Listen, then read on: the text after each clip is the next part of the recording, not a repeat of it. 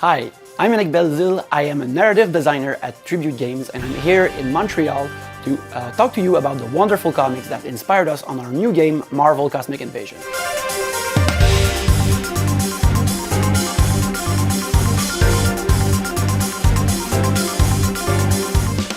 We're gonna start with this big one right here, Annihilation. Annihilation is the main comic book that our game was based on. There's Nova and Phyla-Vell, who are some of our playable characters in the game. Like a lot of what they do in the game is sourced from this very adventure. It's a 2006 crossover event where all of the cosmic characters of Marvel, the Marvel Universe, got pulled into a war against Annihilus, who's the main baddie in this. So a lot of the story, Annihilus' characterization, the enemies, the bug soldiers, all of that stuff was sourced in this wonderful comic. And although our version is more all ages and colorful and action-filled, because that one is more serious, but still it's a great read. We have right here the first trade of the Guardians of the Galaxy that just came out right after Annihilation. Like that is, if you're familiar with the Guardians from the movies, like that's where pretty much they come from.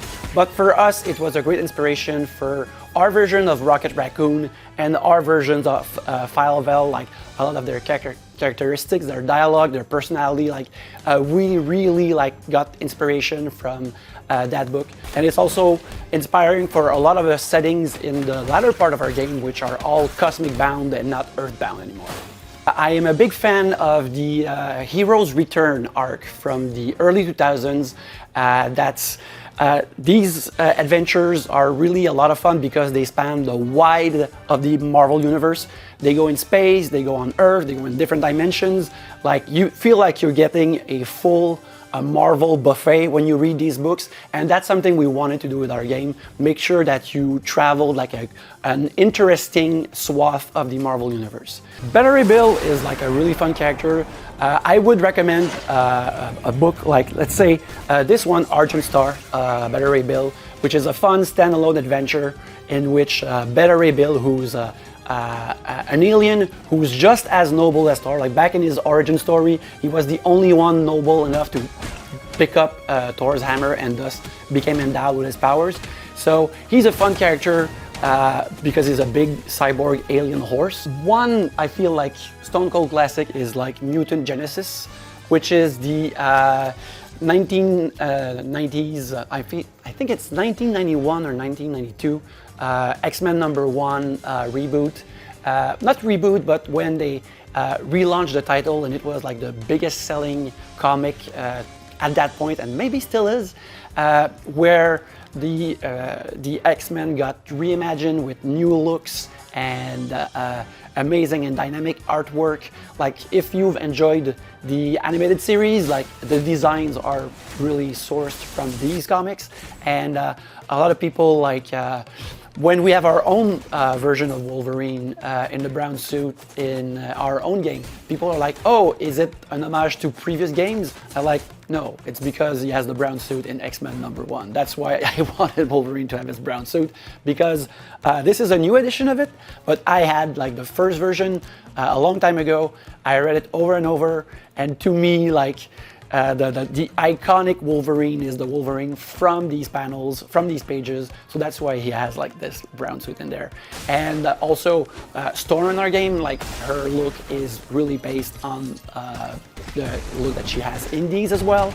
And yeah, that's the big X-Men part, but we also have another character. We have Phoenix, and you can't talk about Phoenix without talking about Dark Phoenix, which is like the seminal one of the seminal X-Men story of the 80s. This is like a wonderful, grand saga about the X-Men. It also, like, when it's time to write and create our version of the Phoenix character, like we had to go back to these books and see how she speaks and her demeanor and how to convey her power. Well, we had to go back to these stories.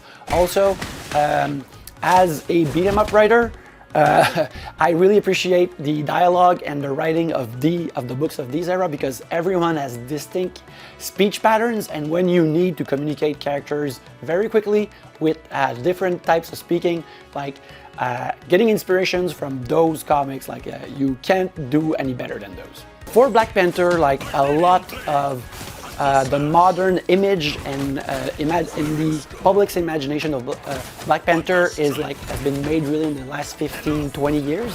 So it's less 90s inspired for us. Like a big inspiration for us was the mid 2000 runs of Black Panther, where a lot of how we know him from the movies and the rest of media inspirations was made in these mid 2000 run, and so that's where a lot of Wakanda was precise as how we know it now, and Wakanda is one of the levels in our game, and also our conception visually of Black Panther and how the powers that his suit has, and gameplay wise, this is something that we came up inspired from these types of books.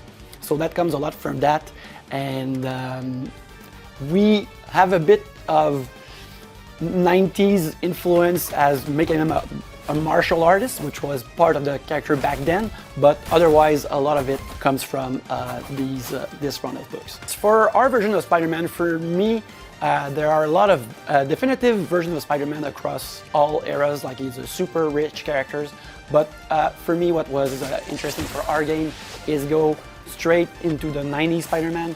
So something like from that era, like because we also have Venom in our game, like all the maximum carnage and separation anxiety, and for me, like that's the iconic Spider-Man. The art of the 90s is the Spider-Man that pops up into my head when I think about the character, and that's what we based our version from. We were really thrilled to have She-Hulk in the game. She's one of my favorite characters. It's great, character-focused drama, but it still has a lot of action, relationship. There's great soap opera stuff in it, which is not a bad word in my head for sure. It's great. And also in this, she is drawn as like massive and powerful, just like we have her in our game. Like it was really important for us to have her look like muscled and wrestler-like and very powerful, which you want for a beat 'em up character. So yeah, a lot of that is inspired by the version of She-Hulk that we see in these books. And yeah, I recommend it wholeheartedly. Thanks for coming by with me in this wonderful comic book shop.